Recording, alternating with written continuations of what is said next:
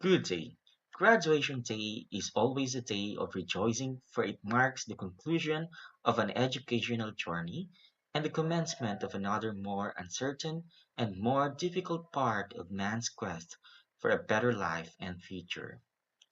The coronavirus pandemic has disrupted many important milestones, including the traditional graduations. But this isn't a reason for us not to recognize the hard work and dedication of our dear graduates for the school year 2020-2021. Truly, today signifies the culmination of many years of hard work in the relentless pursuit of knowledge, knowledge that will enable a person to embrace opportunities and take on challenges with clear vision and purpose. Friends, welcome to the 46th graduation exercises of Basud Elementary School to virtual graduation. To formally start the program, let us all listen and sing our Philippine national anthem, and that is to be followed by an opening prayer to be given to us by Jared Esia P. Barameda, Grade 6 Section Wisdom, with honors. Mga kababayan, ang pambansang awit ng Pilipinas.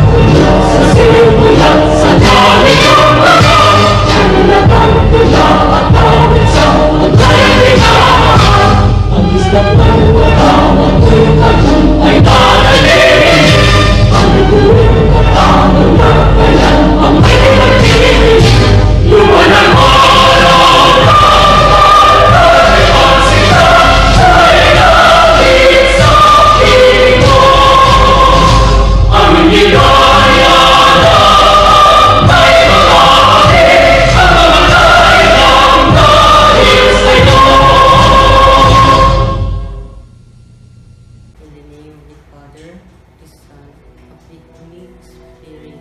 Amen.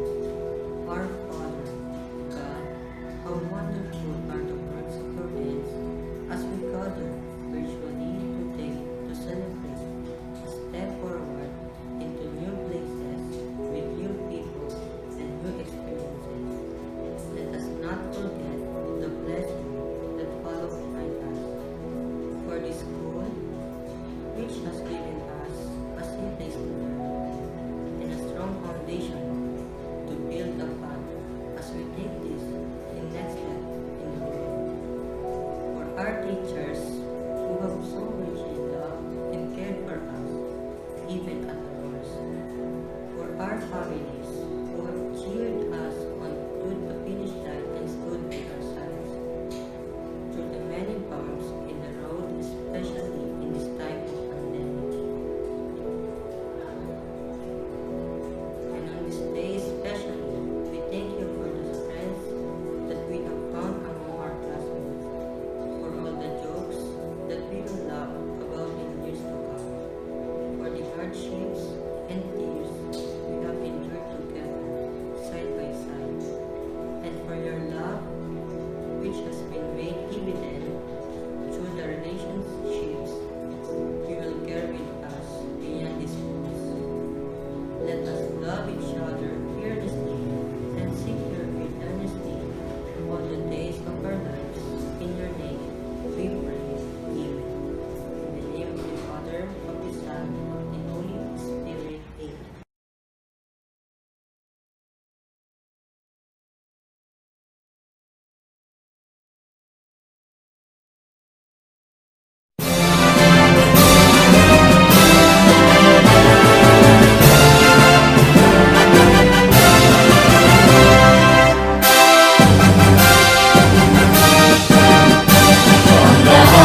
And grandeur of my heart, I to the depths and soul of the sea.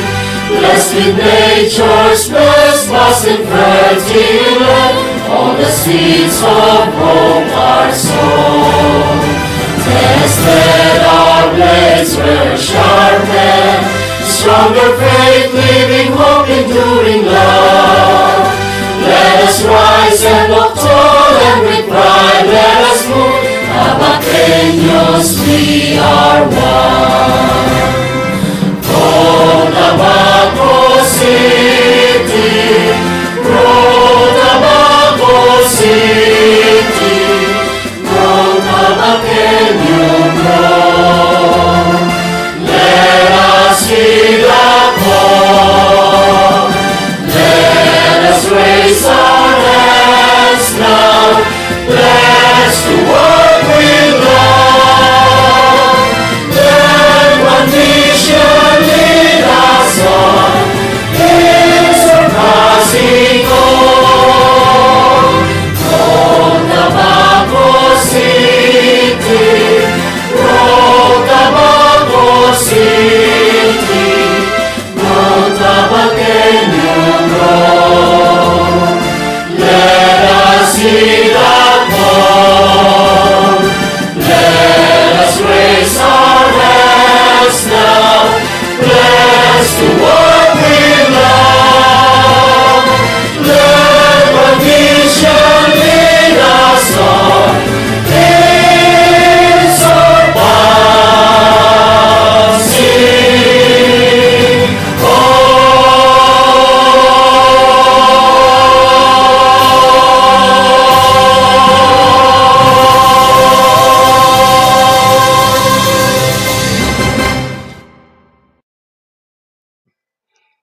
At this moment, let us all listen to the welcome address of Don I. Binabente, Grade 6 Section Wisdom, with honors. To our esteemed guests, proud parents, beloved teachers, fellow graduates, and viewers, good afternoon. Looking back, we can see that we have already traveled far. We've climbed mountains, crossed oceans, swum across seas, and many more.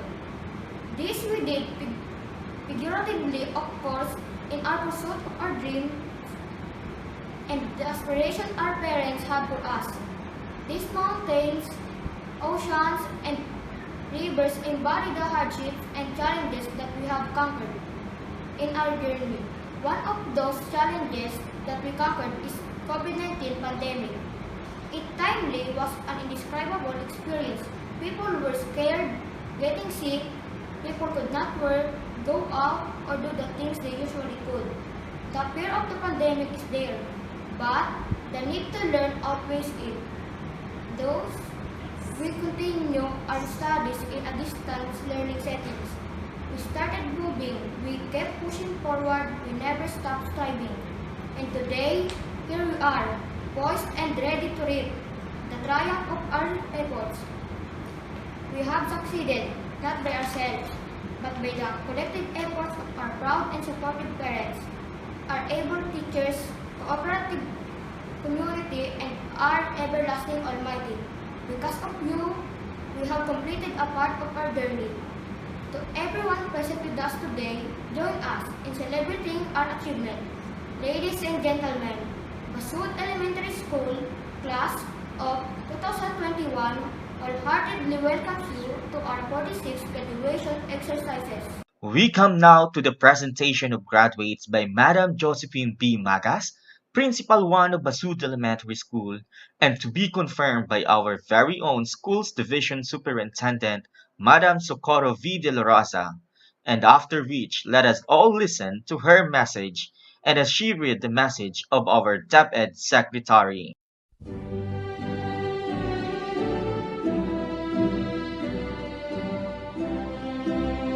Ma'am Socorro V. De La Rosa, Schools Division Superintendent, I have the honor to present to you 61 graduating pupils of Basud Elementary School, school year 2020-2021. They have satisfactorily completed the requirements prescribed by the Bureau of Education under the K-12 curriculum. Ma'am, they are now ready for confirmation.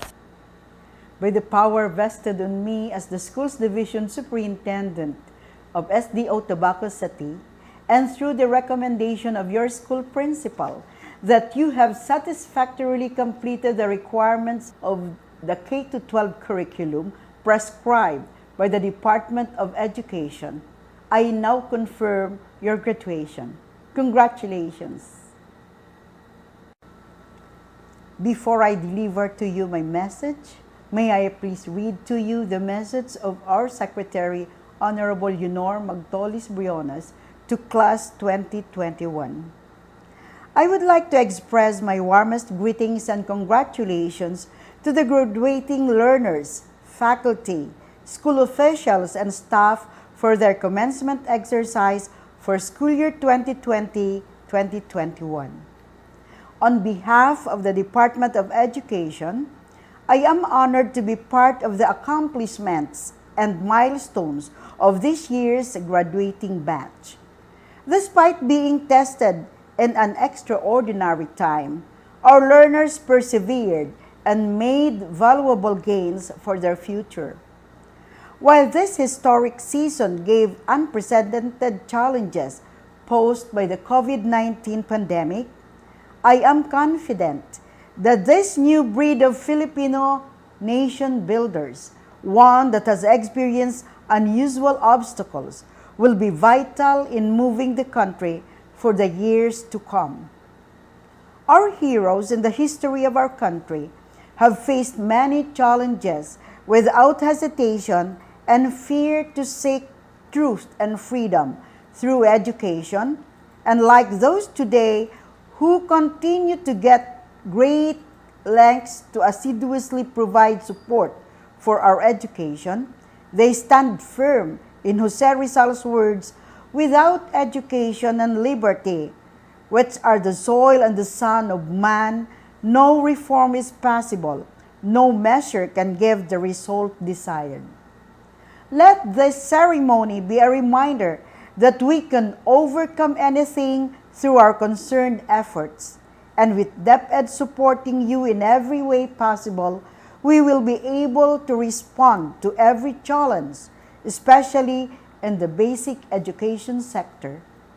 For our parents and teachers, we are greatly indebted to the dedication that you have given to your children during this crisis. Truly, your efforts have come to fruition as we celebrate this momentous day.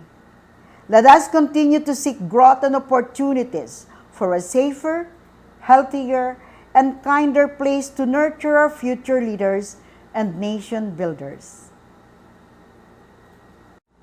Honored guests, school head and other school officials, teachers and non-teaching staff, graduates, proud parents, guests, friends, good day.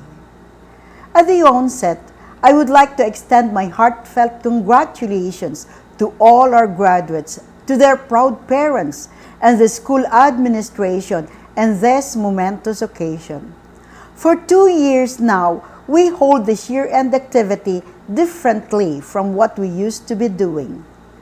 The usual happy celebration of having finished schooling in the kinder, elementary, junior high school, and senior high school done with a bang is reduced to a simple virtual commencement rites to give honors and recognition for the achievements of our students and all their efforts in their years of stay in school.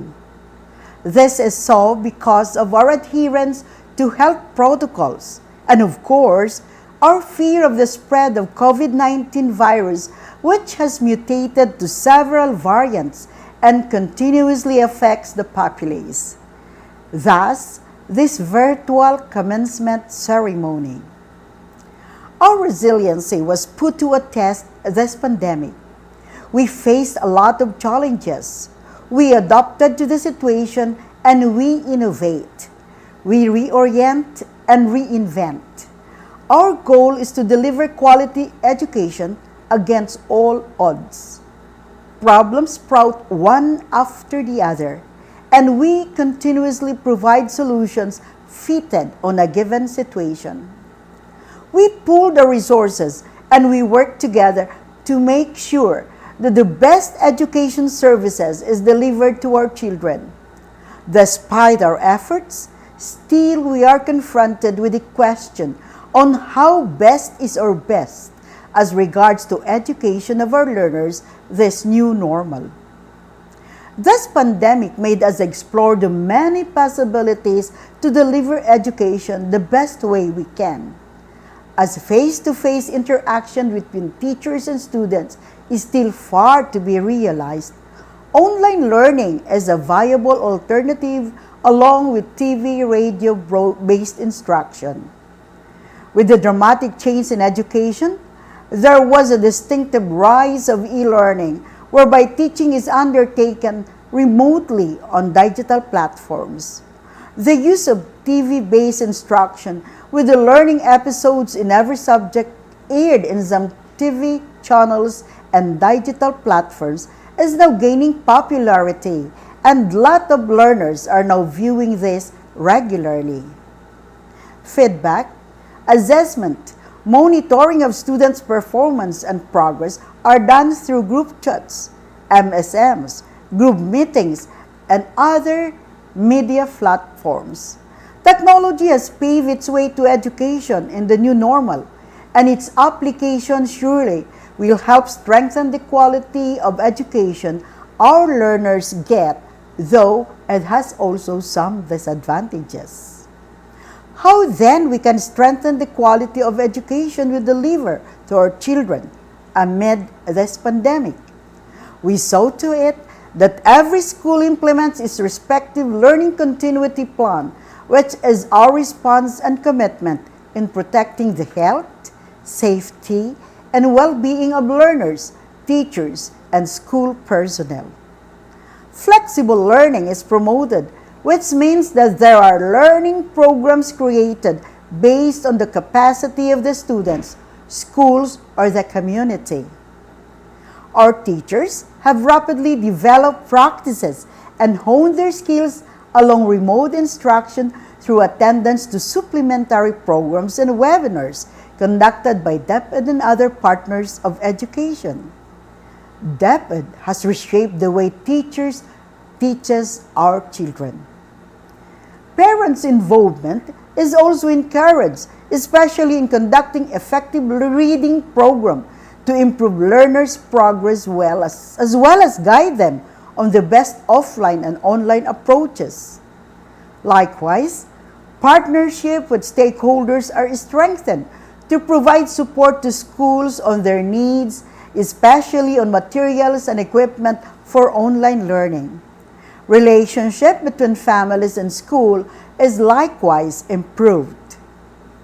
Education is not going to be the same as before. Change has always started, and we have to adapt to these changes. You, my dear graduates, have adapted well to the new type of learning. You emerge as champions. You have adjusted to the new normal in your own way. Despite the uncertainty of the situation, you took the steps you need in order to gain the focus you need on learning something new. As you venture to the next stages of your life's journey, use the learnings, skills, right attitudes, and worthwhile values to become better individuals. Your hard work and perseverance will bring you to greater heights. Today is just the beginning towards a brighter future.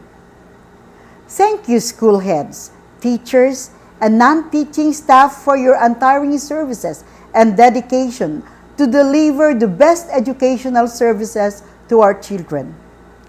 Thank you, my dear parents, for nurturing our children, for supporting our programs, and for being our partners.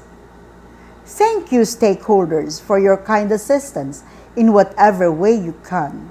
Let us continue to work together for our children. Once again, congratulations, graduates! Best of luck and mabuhay! Thank you, Madam Socorro V. De La Rosa, for the inspirational message and motivating our young learners, and acknowledging the efforts of DepEd Tabaco City. A round of applause for our school's division superintendent. And now, to introduce our guest speaker, we have Madam Tricia May B. Balderrama, a grade 3 teacher.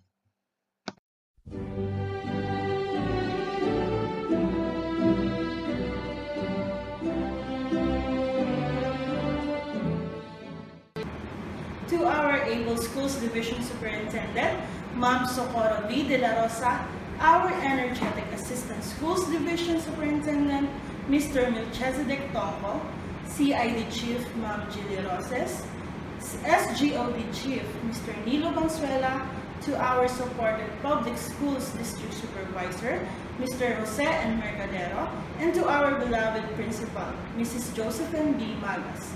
To our guest speaker, our soon-to-be graduates, proud parents, my colleagues, other guests, and everyone in attendance today, good afternoon. Greatness is a lot of small things done well every day with passion. And one way of validating one's greatness is being recognized by the very community that you grew up in. Ladies and gentlemen, I have been awarded the privilege of introducing our guest speaker for this occasion. Our guest speaker is an alumna of Basud Elementary School. She undertook her elementary education here and graduated with special mentions last 2004. She continued her studies at Tabaco National High School and graduated in the year 2007. After that, she pursued Bachelor of Science in Entrepreneurship at Pico University, Tabaco Campus. At present, she is pursuing her master's degree at the Niel B. Peña Memorial College Foundation, majoring in public administration. She is truly an embodiment that learning is a never-ending process and that we must continue in pursuing her higher education. She earned her sub-professional career service eligibility last March 2014, and then 6 months later earned her professional career service eligibility.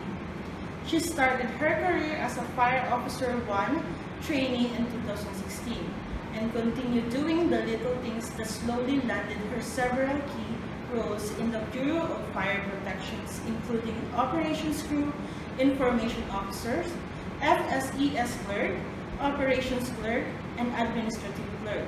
Presently, she is Fire Officer 1, Logistic Clerk, PIS Staff, Operations Crew B, Radio and Telephone Duty Operator at Bureau of Fire Protection Regional Office 5, Tabaco City Fire Station. Everyone, with great pride, I introduce to you our guest speaker for today, Fire Officer 1 Esther Rizare Baysaysay.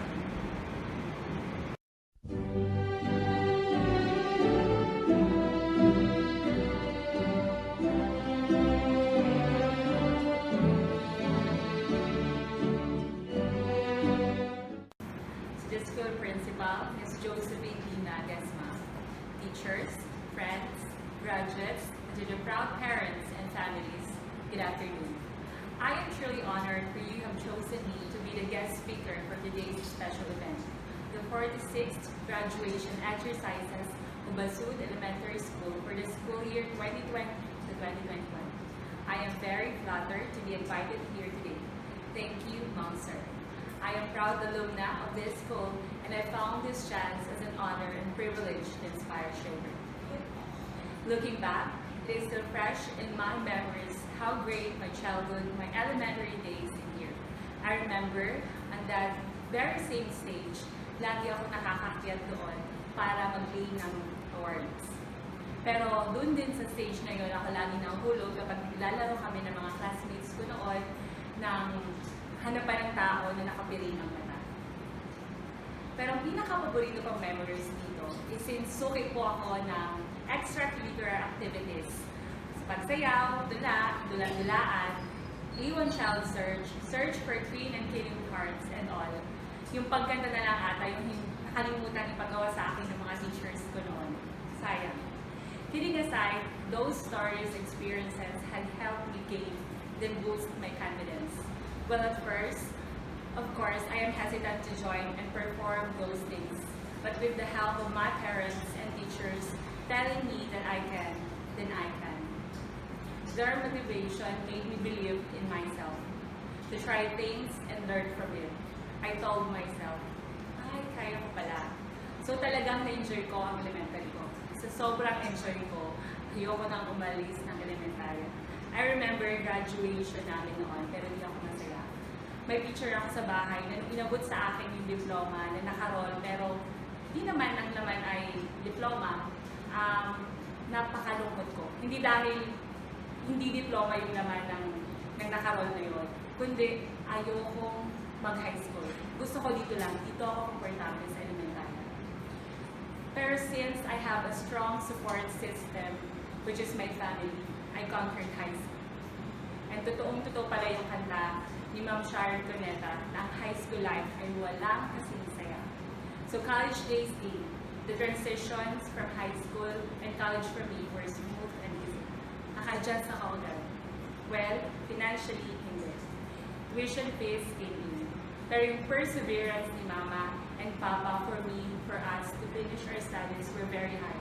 By the way, bus driver noon si Papa ko, na ngayon ay nasa langit na high pa, and my mother is a full-time mom to 5 children, me being the youngest.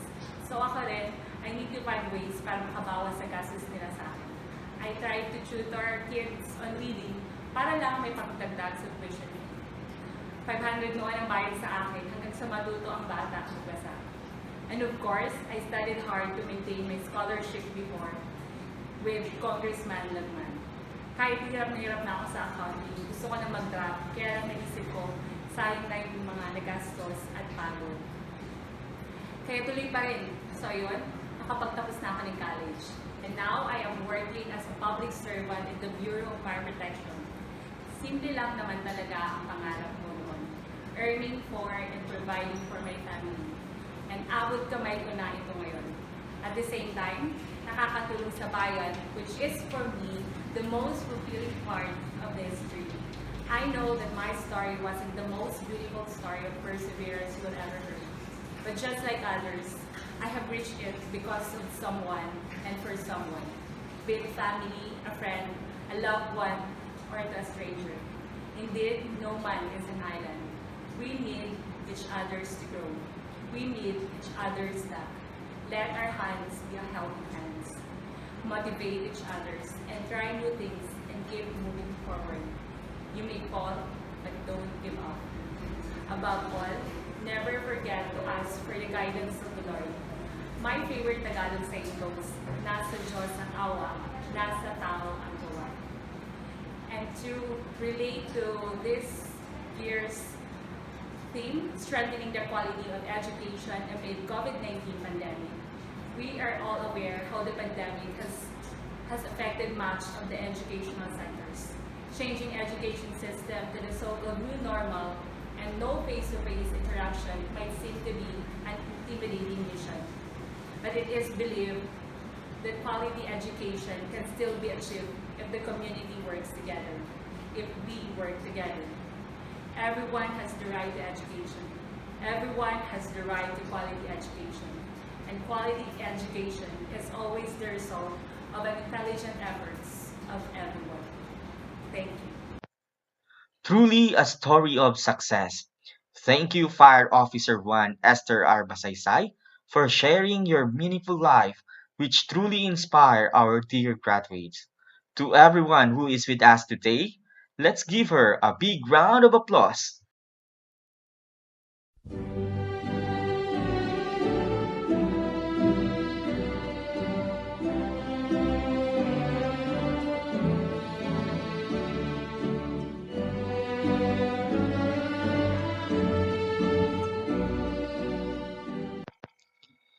The most awaited part of this special program has come, the presentation of graduates.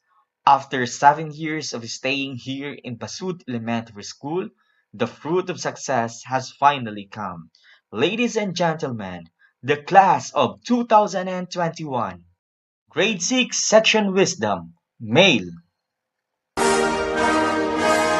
Balyasbari Arnold Ken.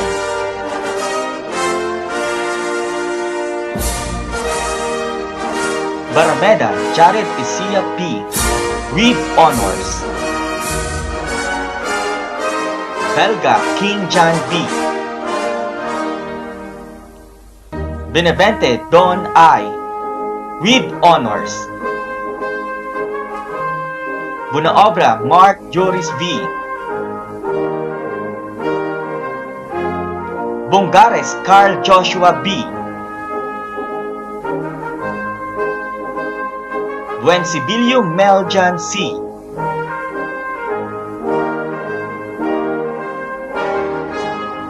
Yona Jane Curl C. with honors. Luna Randy Jr. V. Ocampo Juan Carlos O.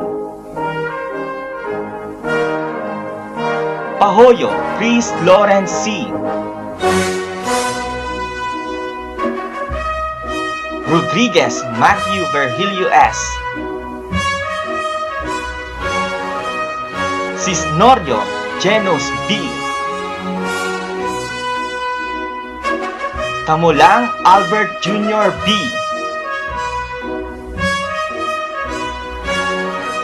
Grade 6 Section Wisdom Female. Apon Jansel Kate V.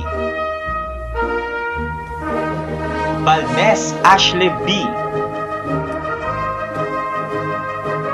Barkin Thea Francine C. Barameda Shane D.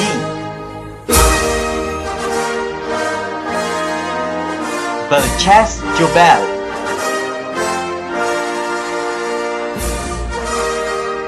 Belgar Therese B.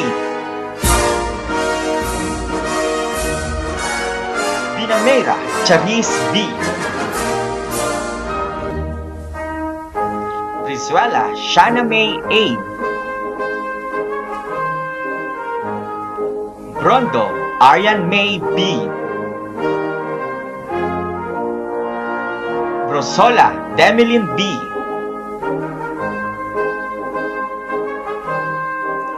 Coral Lalaine B.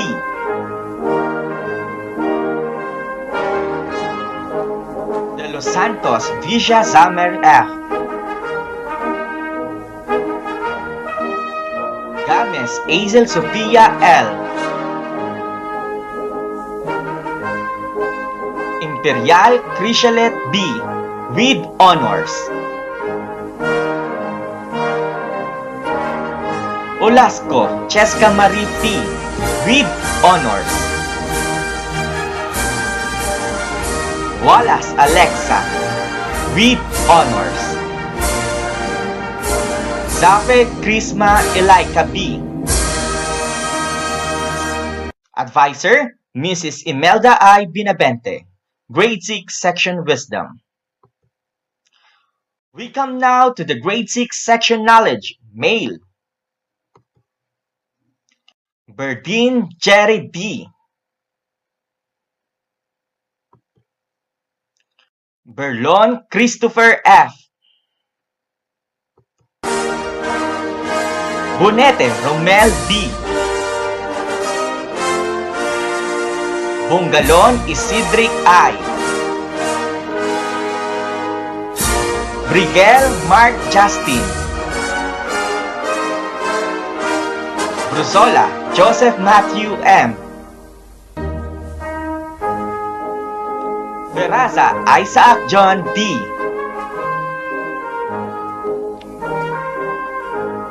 Lopez Hale Denzel F. Makabadbad Carl Justin B. Polly Carl Denver B. Quiapo Roger B. Salazar John Angelo C.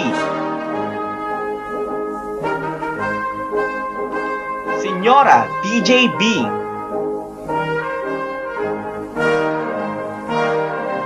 Vasqueñas Chris B,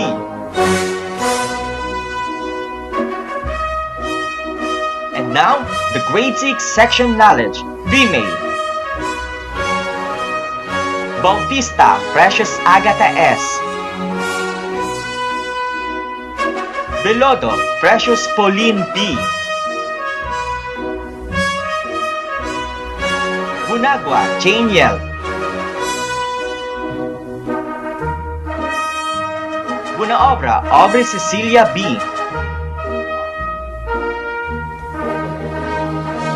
Borbo Haley Ray B,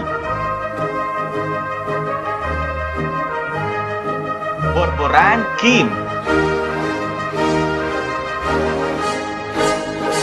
Brillante Jacqueline, Ilio Jasmine,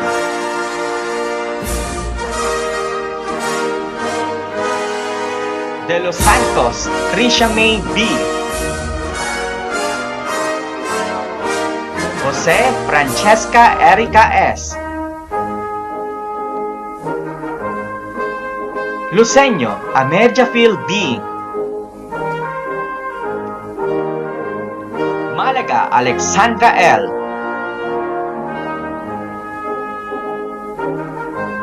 Mangulabnan Jocelyn B,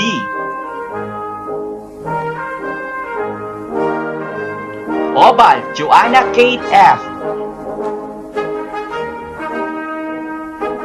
Pielago Jasmine,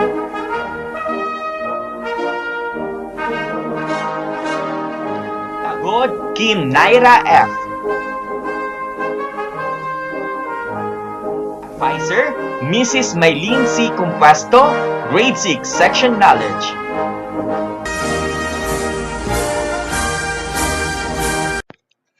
Once again, congratulations to class of 2020 to 2021. A resounding applause, everyone. And now, let us all listen to Cheska Marie P. Olazo with honors as she delivers her words of gratitude on behalf of her classmates. A round of applause, please.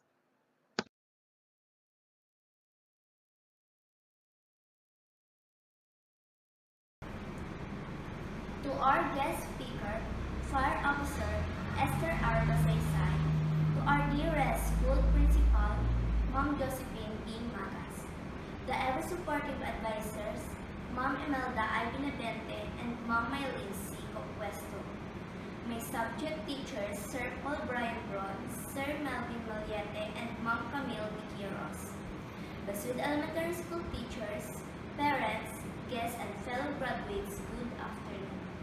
We are all gathered today through this virtual graduation exercises to celebrate the fruit of the past 7 years of our journey here in Basud Elementary School. Another chapter of our life has ended. It is time to flip the page and start a new one. We've ended our 7-year path here in Basud Elementary School. This is a milestone for us graduates as we exceed the elementary level and step forward to junior high school. Graduation may look a little different this year. Families and friends will gather for a toast remotely from a safe distance as students toss their cups over video chat.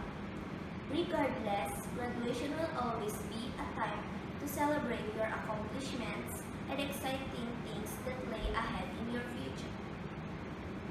Teacher and parents already done their jobs, shaping our minds and filling our hearts. Now, it's time for us to shine.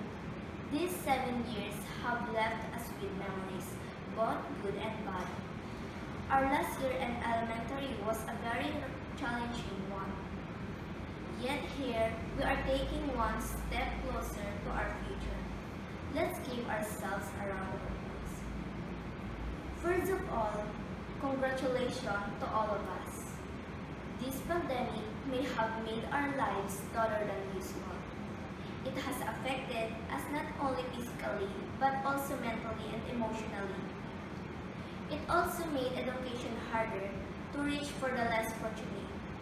But this we all survive and succeed. Let us all together pray to the Almighty and hope that this pandemic may be over soon. To my friends and classmates, congratulations! You made my elementary days memorable. I remember when we are still having face-to-face classes, we were very awkward with each other, but still we get along pretty well. Thank you for your support, even though we haven't seen and touched each other. May all dreams come true. To my parents, thank you for your unending support. I know it has been tough here for you, but you still managed to support us.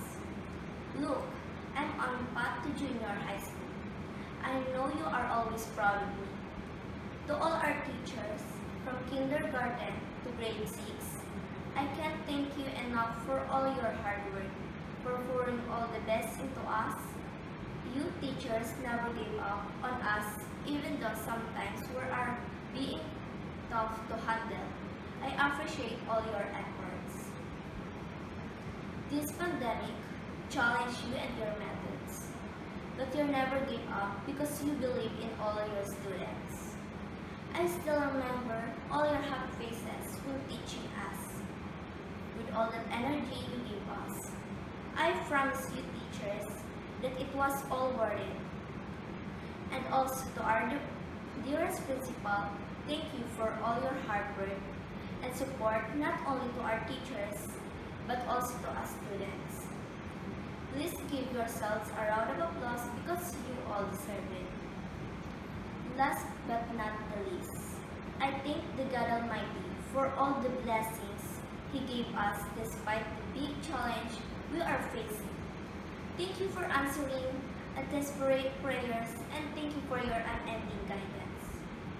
This very day ends our elementary journey. We will now go on to our separate ways, choosing our paths, fulfilling our dreams and desires, challenging ourselves, finding what we are made for. But I hope we will all be seeing each other soon. I wish you all the best in life and may all your sacrifices bear fruit. Just study hard, aim high, and live without a doubt. Congratulations to us, but 2020 to 2021. Before I end my speech, let me tell you something. Offering up to a test won't give you anything. In any case, pushing ahead and making a stride is a major advancement to make our future more brilliant. The 6 years we spent here have helped us to never offer up to each challenge we experience. Good luck and may God bless us all. Thank you, Cheska, for sharing your memorable experiences and learnings in your 6 years of stay here in Basud Elementary School. And now, let us have the Pledge of Loyalty to be led by the SPG President with honors, Chrysolite B. Imperial. Pledge of Loyalty. We, the graduates of Basud Elementary School, do hereby solemnly swear to uphold the good name and prestige of our alma mater, to be worthy members of our home, school, community, and country, to be always conscious of our rights and responsibilities, and to perform sincerely any public understanding, trusting in Lord for His divine guidance, so help us God.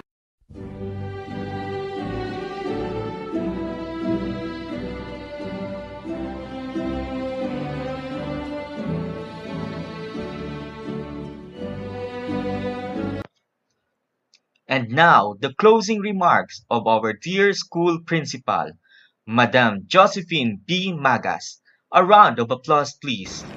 To our school's division superintendent, Ma'am Socorro V. De La Rosa, to our assistant schools division superintendent, Sir Melchizedek Tonko, Ma'am Jill Roses, CID Chief, and Sir Nilo Bansuela, SGOD Chief, to our school's District Supervisor, District 5, Sir Jose N. Mercadero, barangay officials headed by Honorable Barangay Captain Antonina Duarte, fellow teachers, guests, parents, graduates, good day.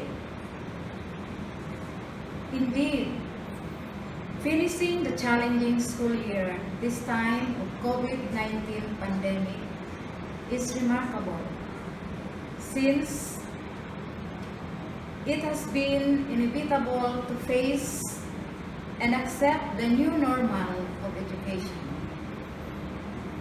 It has been a school year of extraordinary hard work, dedication, and passion for teachers, learners, leaders, especially parents, in dealing and coping with chosen modality to meet the most essential requirements.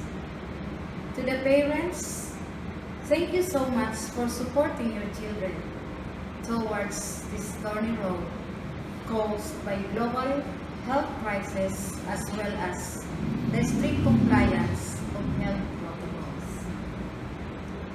And most especially for being an effective and efficient partner of DepEd in the implementation of distance learning. You have greatly contributed to the fulfillment of the mandate of the DepEd. Though you were busy in your work, still you were able to go to school to get the modules and learning activity sheets. Thank you very much.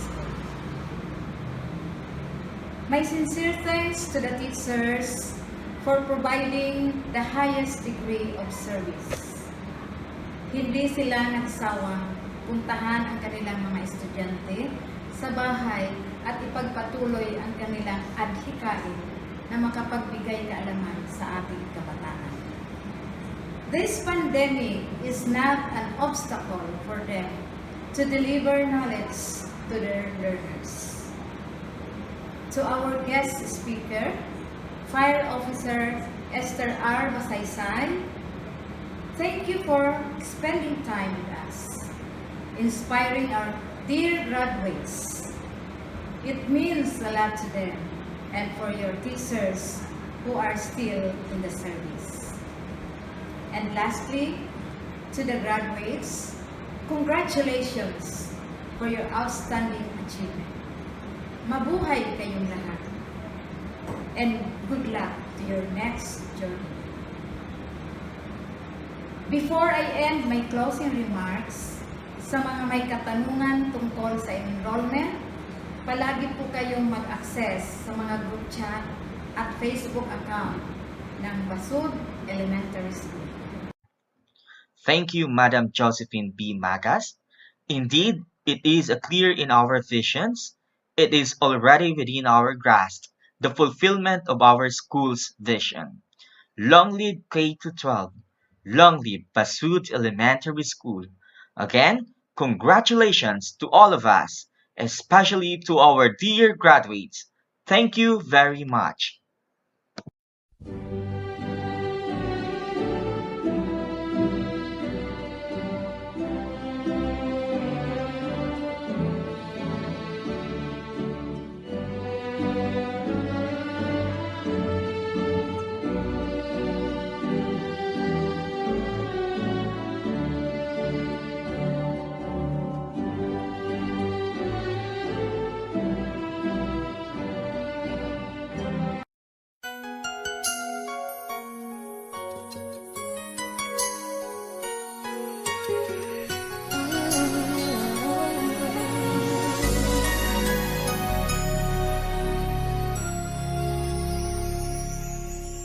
Thank you for teaching me how to love, showing me what the word means, what I've been dreaming of. And now I know there that I could not do.